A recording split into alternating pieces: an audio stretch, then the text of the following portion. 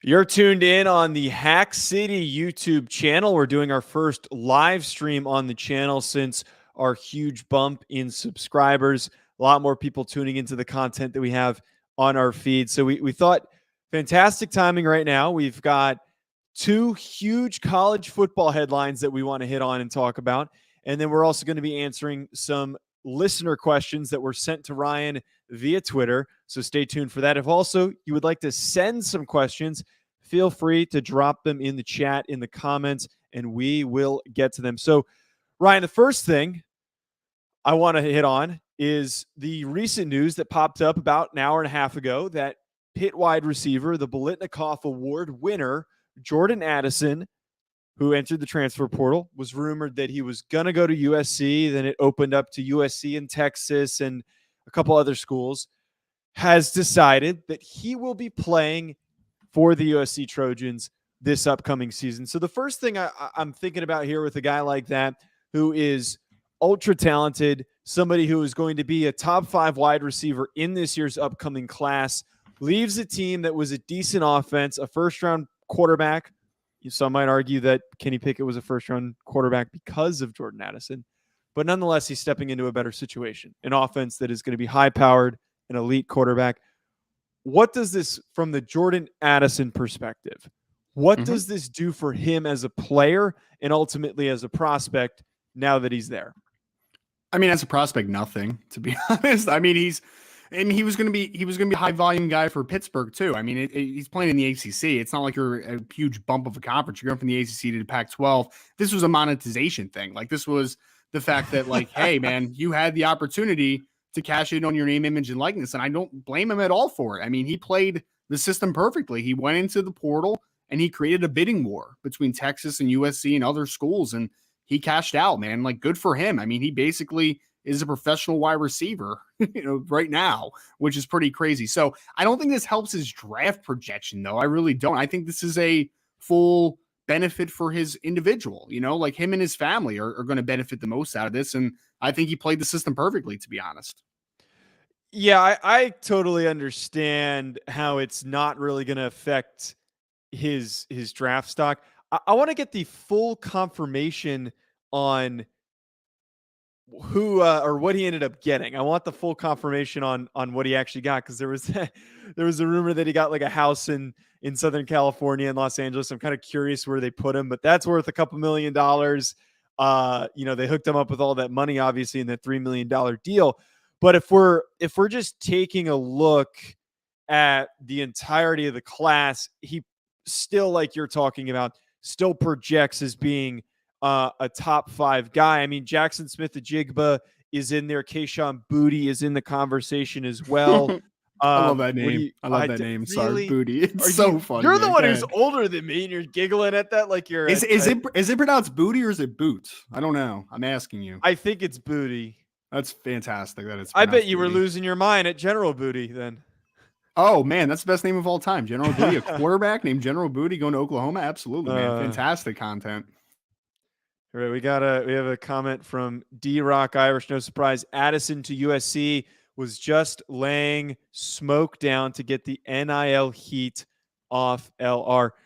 Yeah, I think this whole thing was an effort. Probably decided to not officially commit to see if he could drum up a little bit more money. But the flip side of things, not going to affect his draft stock much. Talented receiver group, a decent receiver group this upcoming season. But wait. I have to say decent. I have to protect myself, because I can't say it's a great group, because all the past couple of groups have been fantastic. I don't want to sell myself out here. I mean, that doesn't diminish the fact that it's a really talented group. You know what, Joe? You know what's going to be fascinating, though, is that most likely Jordan Addison's numbers are not going to be nearly as good as they were last season, right? Because you're walking in now to a group that has Brandon Rice, who transferred from Colorado, Terrell Bynum, who's a transfer, Taj Washington, who's a talented wide receiver, Gary Bryant Jr., Kyle Ford, who was a high recruit, who hasn't really been able to get his role, Mario Williams, who transferred from Oklahoma, who's fantastic. I mean, there's so much depth in this wide receiver group. So this is going to be a classic The production's not being as good, but that doesn't mean he's not as effective of a football player, right? So he's going to have to fight for targets at USC. Like, I don't think this is a foregone conclusion that he's a 1,000-yard receiver next year for USC. Yeah, I mean, yes. I don't think it's a foregone conclusion is one way to phrase it. But he was so freaking good last year, man, at Pitt of all places. And I know that but he's stealing targets from Taysir Mack. It's a little different than stealing targets from Mario Williams. You know what I'm saying? Okay, you know what? Here, let me ask you this. He steps into that room. Who's the best receiver in that receiver room right now?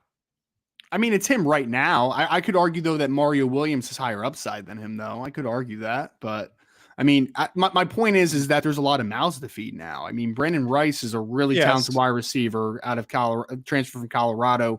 They still have Malcolm Epps, who's a pretty talented tight end prospect as well. So, I don't know, man. It's just a lot of mouths to feed. And that's not even counting to the fact that, like, I think everyone assumes that it's going to be like a 5,000 passing yard team. I mean, Lincoln Riley's traditionally run the football a lot too. And they got Travis Day, who's a transfer over from the University of Oregon at running back. So I don't think the production is going to be nearly the same for Addison, but it's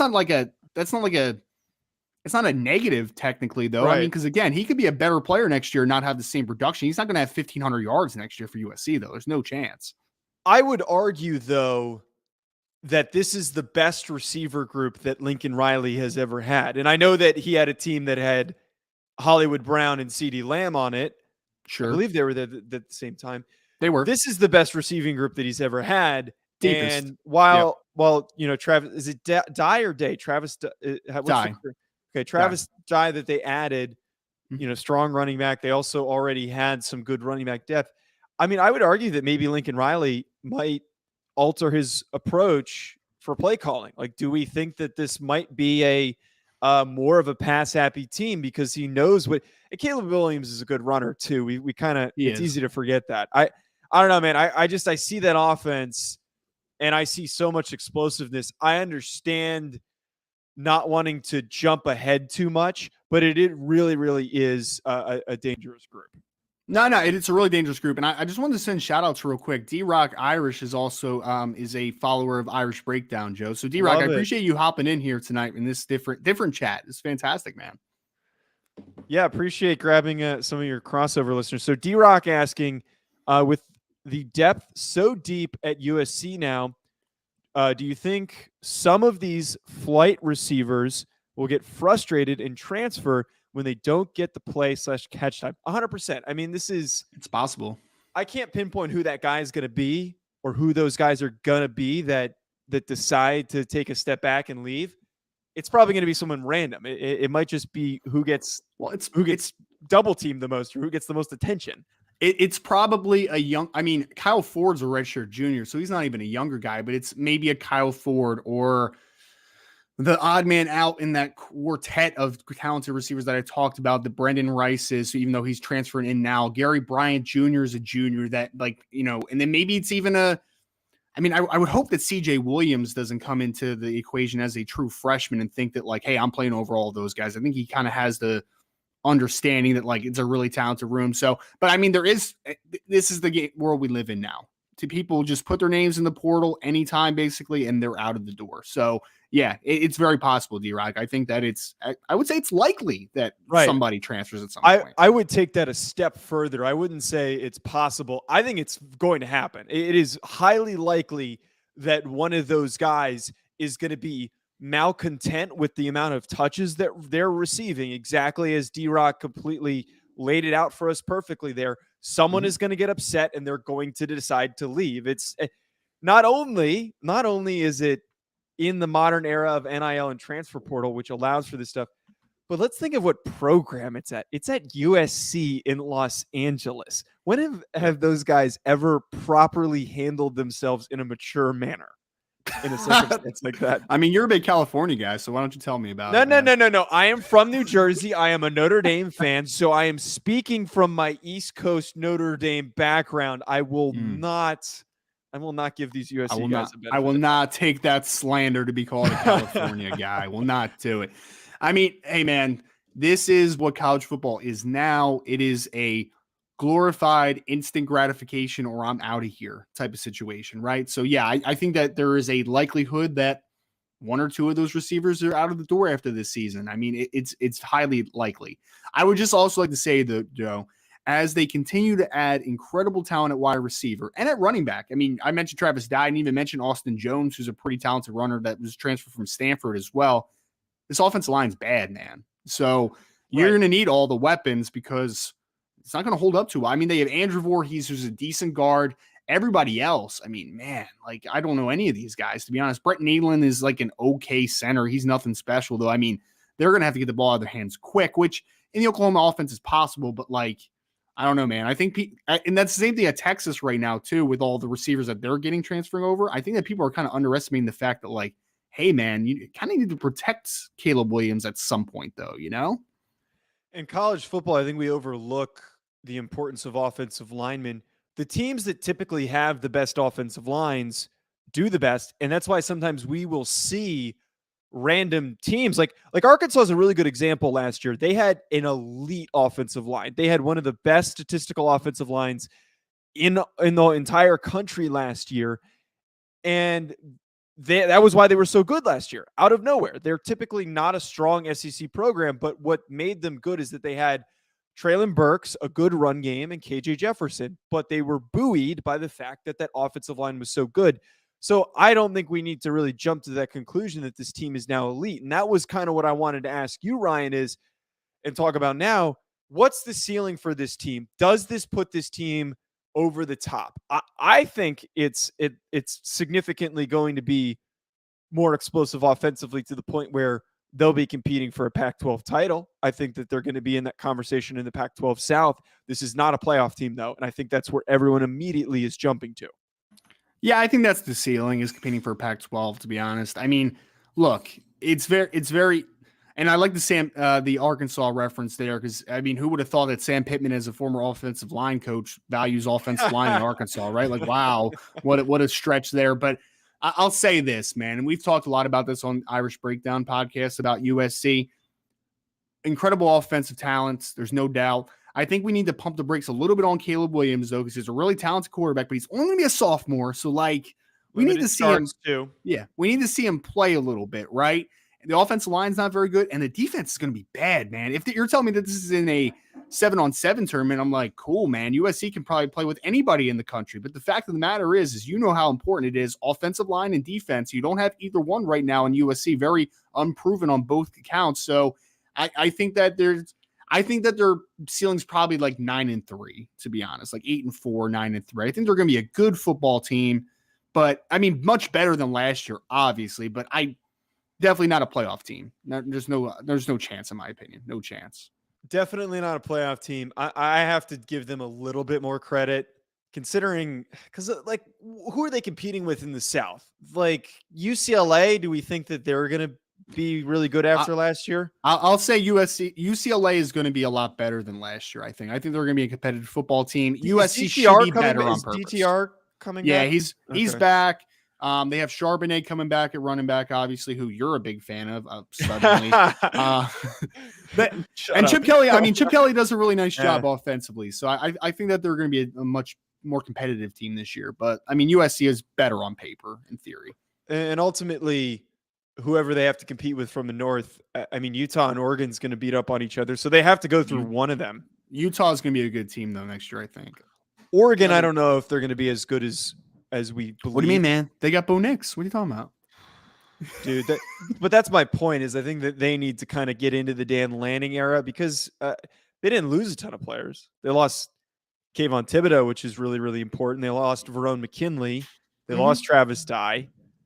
Mikel Wright at corner. Yeah. I mean, they lost guys. You know who I've heard is an underrated team is Oregon State. That's like a team they're not bad. They're not bad. Yeah. Their quarterback actually did a nice job. I forget his name, but he was a first-year starter last year. He did a nice job. Their offensive line's actually decent. It's pretty good. I know they have Brandon Kipper at right tackle, who's a good player. They were one of the better offensive lines in college football last year. They just play hard, like they're just a solid. I think Jonathan Smith is their coach, if I remember correctly. He played at Oregon State, and yeah, man, he's got it going pretty well. I mean, like they're competitive football team. Even the games they lose, I feel like they are always in it, So yeah, I like Oregon State's future a little bit. What's our quarterback's name? I'm gonna look it up real quick. Chance Nolan. Chance Nolan's decent, Yeah. man. He's not Yeah. bad. I don't know if he's an NFL guy, but he's a good college quarterback. There's no doubt in my mind about that. Ryan, I want to hit on really quick. We've got a bunch of really good questions from the Twitter feed. I want to talk about very briefly before we transition to that, the firestorm that ensued from the Nick Saban situation. And that has kind of cooled over a little bit, which it's crazy how these days, how quick the news cycle can be for something like that. That happened this morning, and we've already got an apology, and DeLeone even just fired back, but an apology from Nick Saban. And if you're living under a rock, it was the only thing that was talked about for the beginning 12 hours of the day was Nick Saban last night calling out Jimbo Fisher and Texas A&M for buying all of their players. And then in addition to that, throwing in Travis Hunter and Deion Sanders for paying Travis Hunter $1 million to come to Jackson State. Jimbo Fisher retaliates this morning. Hey, he didn't pay him, okay? He knows somebody that paid him, all right? It's a little different of a conversation there, man. That's why all these collectives and boosters exist, right? So Deion didn't pay anybody. Let's be honest about that. Right. And I said this, and I put out a quick video. I think Travis Hunter, even if he was given money, I think that decision was legitimately because he wanted to be a part of that program. He wanted to learn from Deion Sanders. Mm-hmm. He wanted to make a change and help grow an HBCU program, because to go from being the number one recruit in the country to pick an FCS school, one that lacks funding, it requires a decent amount of motivation on that front. Right. Well, I'll say this about the Travis Hunter thing real quick.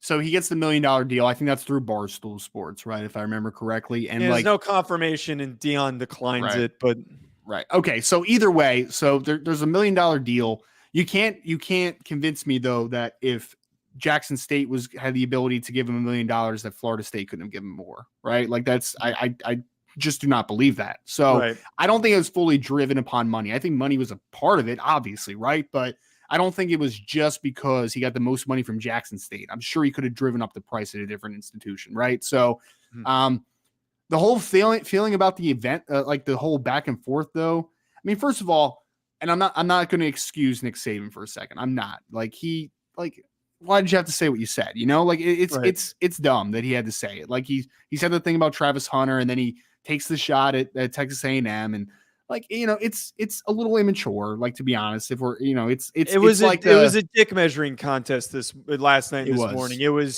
He was frustrated and voiced something that he didn't mean to, but he was clearly frustrated that he got beat out in something that he usually doesn't get beat out in. And so Jimbo's response is that I'm going to hold a press conference and I'm going to scream into the microphone and make my voice heard and call him out for being a despicable human. Yeah.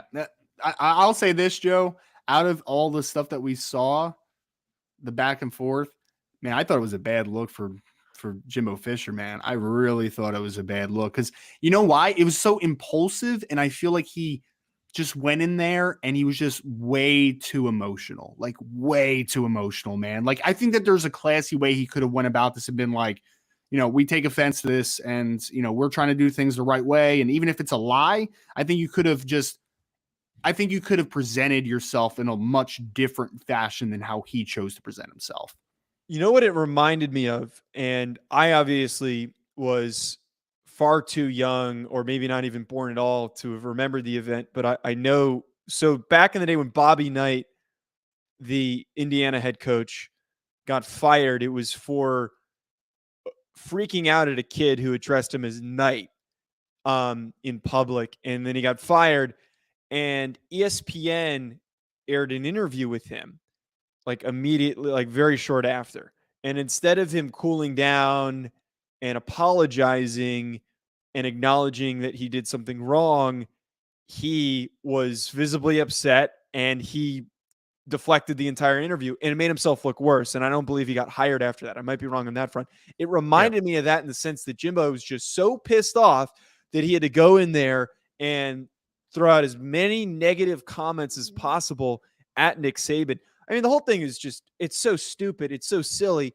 because both of these guys before NIL were a part of programs that were offering money. It was completely unnecessary. I did listen to the entire press conference. I did agree with some of the things that Saban said, but it was unnecessary to drag another school when they're clearly doing it as well. Yeah, no, well, that's the biggest thing is that it's just like, calling the kettle black, right? I mean, everyone does it. Nick Saban does it. Everybody knows that they do it. And the one thing I didn't like, though, is that, like, and I talked about this on the Irish Breakdown podcast today. I didn't like that. I mean, obviously, Jimbo and Nick Saban have a relationship, right? They coached at LSU. They won a national championship together. So he brought up, like, oh, skeletons in the closet. Do your research on them and stuff will show. Well, if that's true, man, you're a part of that. Like, you're not right. any You were better complicit. than you were him. complicit in that. Right. Man, I've never been a Jimbo Fisher fan. I mean, I really did respect Bobby Bowden for what he did at Florida State. Because again, like, they all do illegal things. Like, let's call it what it is. But I felt like Bobby Bowden was just like a good person, though, for the most part. Jimbo just rubs me the wrong way, man. He's just a whiny dude, and I hate how his voice gets super high when he's all aggressive and like, oh, how dare you? Like, shut up, Jimbo. You're fine, man. You're fine. I don't know if D-Rock Irish did this intentionally or not, but he spelled Jimbo Jumbo and Saban Satan, and it he worked definitely perfectly. did it. Yes, hey man, we know D-Rock very well on the Irish Breakdown channel, and he is doing that on purpose. Absolutely, love the puns. I'm really surprised right now that Colin Sutrick is not in here, because knowing him, he would be in here. All right, let's answer some of these questions here. So the first one from Edwin Gomers, I really like this question. If you could create a completely new setup for college football, new divisions or none at all, new playoff model / bracket, how would you set it up? What would it look like? I think for me, I think we need to. I really like, not really like. I don't like soccer, but the way that it's set up, those leagues, I don't fully understand it because I don't pay attention to soccer because I think soccer's stupid. But I know that there's like a process to the leagues that if you don't do well enough, you have to move down a division. So I remember hearing somebody pitch last summer the concept of it's called relegated. You get relegated. Yes, relegation. I like the idea of tiering it out and maybe having like the top 60 teams at one level, and then you have another tier below that, and then you kind of can pull in the FCS schools too, so you don't need to move up from FCS to FBS. Having that level of relegation, I think, provides more motivation for these schools and the ones that are actually invested to put a lot of time and effort into these programs. And then you have different levels of championships for each. I think something along those lines would provide for better competition. Hey, look, I'm a fan of I'm a fan of the divisions if you do it well. Honestly, like I'm a fan of there being an SEC conference. I'm a fan of there being Big Ten conference. It's getting blurred, obviously, with the Oklahoma, Texas thing to the SEC, and I get that, but I still like that there's conferences. I really do. And I will say this, my biggest thing that I want to see, and I know that people kind of push back against this a little bit, I want to see an 18 playoff. I just do. I want to see an 18 playoff. I think that 12 is getting a little much, but like 8, I think is a good number for me. Like I think that there's less arguing. I mean, if you're talking about like a 11th seed who's like, oh man, they deserve to be in the playoffs. No, they don't. I mean, you could argue that most years 8 teams don't even deserve to be in the playoffs, but like at worst, you're not leaving out a 5th seed that maybe is undefeated in a group of 5 conference that you just want to see for the story, right? So like, yes, I think that for me, like I want to see 8. I think 8 because Matt, for me, like I don't think 4 is enough. And I think 8's a good number because, like, I don't want to see bad football, right? So I don't want to see the 11th best team in the country get into the playoff. And like I just said, smacked. Yeah, and I mean, honestly, most years there's not 8 good teams that should make the playoffs, but there's never going to be a perfect solution. My solution, though, is that I think that there are some seasons where there is a 5th team, there is a 6th team that could be like this the past year. Like there were a couple teams that were in the conversation, right? So yeah, I like 8. I think 8's a really good number for a playoff. Yeah, I'm supportive of 8 or 12. I'm fine with 12 because it might be more realistic for trying to get the bowls all tied in and the politics that come into play for that. But no, I agree. I think 8 or 12. There should be more opportunities for teams to make the playoffs. We got next question. We'll hit a couple of these. Spencer Leby, most overrated player in your opinion on offense or defense this summer scouting cycle? I'm going to go first. I know who you're going to say. So far for me, Spencer Rattler is very overrated. Spencer Rattler. I don't get it. I don't understand. Is anybody talking about him? Is anybody talking about him? Yes. And everyone's doing the same crap that they did the last cycle where but it's worse because we know that he's not good. We saw that he's not good. And then now all of a sudden everybody's talking about Spencer Rattler again as like a sleeper. Like watch him blow up at South Carolina. I keep seeing it on Twitter and it might happen. It might happen, but he'll be fine. But I'm not a fan of his personality and he looks soft on tape. That's it for me. Your guy's Tyler Van Dyke though. I know that for a fact. I was actually going between Van Dyke or Will Levis, to be honest. I think there's like the second, third tier quarterbacks this year is the one early on where I'm just like, man, there's so much projection that has to happen for it. Number one would be probably Tyler Van Dyke, though. I mean, I see him in first round mocks consistently, and like I do not get that one, man. I don't. Like 6'4", 224, good size. He's kind of built as this strong arm quarterback. I don't think he has that strong of an arm at all. I really don't. I don't think he's a great athlete. I think that his accuracy is pretty good, but I also think he doesn't understand how to attack leverage properly. So like there's a couple throws where I'm just like, you did not see that underneath the defender and you just threw right into the leverage. And yeah, I'm out on Tyler Van Dyke for now. Maybe he takes a massive step forward and he could be that guy that even if he doesn't have great traits, could be a Mac Jones-ish type of dude. Like maybe, I guess. But like, nah, I don't love the traits right now. Really don't. We actually have a lot of Levis questions. And somebody actually, they claimed that they were joking, but they said, what quarterbacks do you rank 2 and 3 behind Will Levis? Which I love the clowning there by Mad Marty. Let's hit one more, and then if anyone is that was there a question about the overrated as far as defense too, or was it just an offensive question? It was just either. I think it was just either. Do you have a defensive guy you want to pitch? I feel like you haven't gone too far on defense yet. I'm looking through real quick. That was a very weird noise. I guess I don't have anybody great yet. So we'll skip that one for now, I guess. We're gonna do one more question because the rest of these are, decent, but not. Oh, there's some good ones, man. There's some good ones. There's some good ones, but there's ones that I don't have enough context to answer.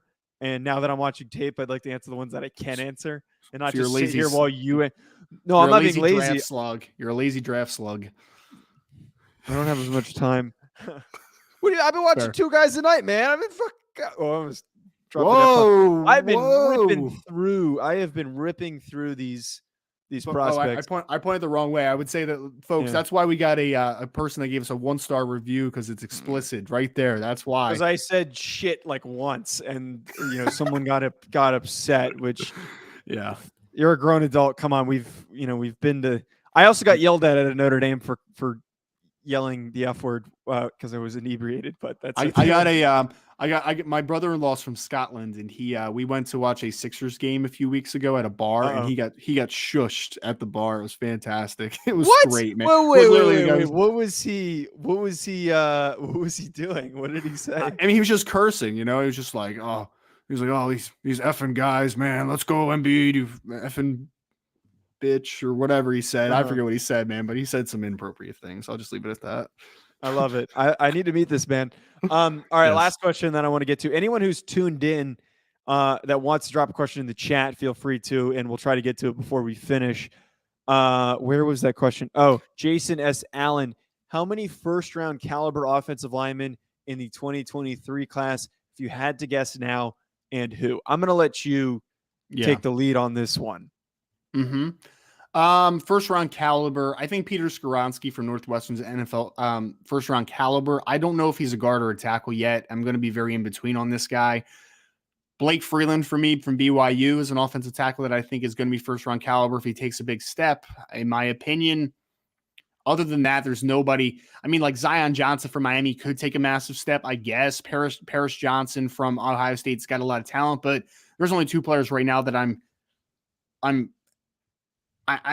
there's only two players that I'm convinced that are first round level players right Sounds this like a second. pretty weak offensive line It's class. not a great offensive tackle class. It's not. I know Lorenz likes the Anton Harrison kid from Oklahoma, but I've not watched him yet. The offensive tackle.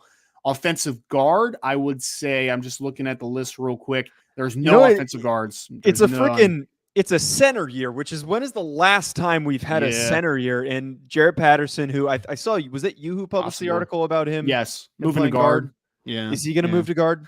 It's possible. It's on the table for Notre Dame right now. Basically, Zeke Corral, their backup center, had a fantastic spring, so they might keep him at center and then move Patterson to guard. It's not defined yet, but it's on the table for the team right now. Yeah. Yeah, and Corral's not big enough to play guard, and Jarrett Patterson certainly is big enough to play guard. So that, heck, I support that movement.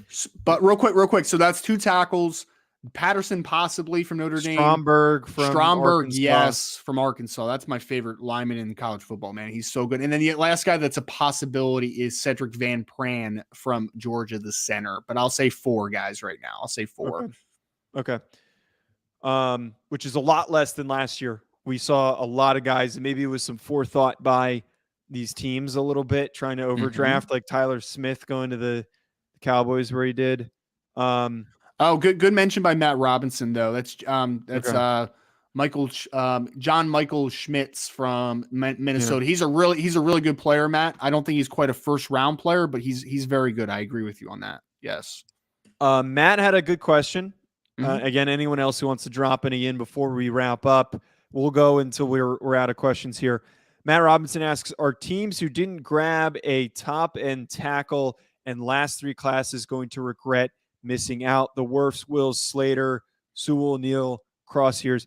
Yeah, I mean, I would argue yes. You just highlighted the fact that we are going to be really light on tackles this upcoming year, unless there is some random, out of nowhere, huge, big time riser throughout the cycle. I don't think that, like, as you just highlighted, there are not many tackles. I guess you're fine if you're looking for a center, which has been a kind of scarce group at center for the past few years. But no, teams are going to be regretting it if you didn't grab a tackle, which the fact that the Seahawks and the Panthers of all teams, the fact that they addressed it over quarterback is some very good forethought by them. No, it really is. I would say, like, I mean, just on paper right now, it's not going to be a very good offensive tackle class. I think it's going to be poor, to be honest, if we're labeling it right now. I mean, I would say though that Tristan Wirfs, Andrew Thomas year though, right? Coming into the year, people knew who Jedrick Wills was, but like he hasn't started yet. So like you didn't really know too much about Jedrick Wills. Then Mekhi Becton did take a huge jump forward. So there's always possible that a couple of these guys, I mentioned Anton Harrison from Oklahoma is a guy that maybe could take a massive leap. Paris Johnson from Ohio State. But right now during spring scouting, this is not even summer scouting yet. It's not great right now. It's not great. Is it really spring scouting? It's still spring, man. Yeah. It's not summer technically until the end of June, right? Am I wrong? I guess so. Yeah. I don't think we have any more questions unless anyone throws any more in here. I think it's a good note to wrap us up on. Folks, we're going to try to do these more frequently, and I'm going to schedule it ahead of time so people know when to hop in instead of me doing it last second because I was rushing back from getting my haircut. What do you think of the haircut, by the way? Do you like the haircut? I didn't even know she had one. My hair was so much longer. What do you? I don't look at your hair like that, man. What did you want me to do? You want me to? I don't admire your hair. I thought we were friends. I thought we were boys. Can you bring D-Rock's comment up real quick? Yeah. D-Rock says, gentlemen, keep us posted on the next show. Thanks for the info and your input. Hit the like button. And if you're out there, also go Irish as always. But you should also hit the notification bell because if Joe post these a little earlier as far as the reminders, then you'll have a great opportunity to know when the show's going to be. I think we're loosely during the summer because there's going to be less to talk about. I think we're going to aim to do these on Thursdays. Well, you and I will talk logistics. Maybe it's something we do in the morning. Maybe we get more I think we got pretty good traction at nighttime, so we'll probably stick with the nighttime stuff. But folks, thank you for tuning in. Enjoy the rest of your night.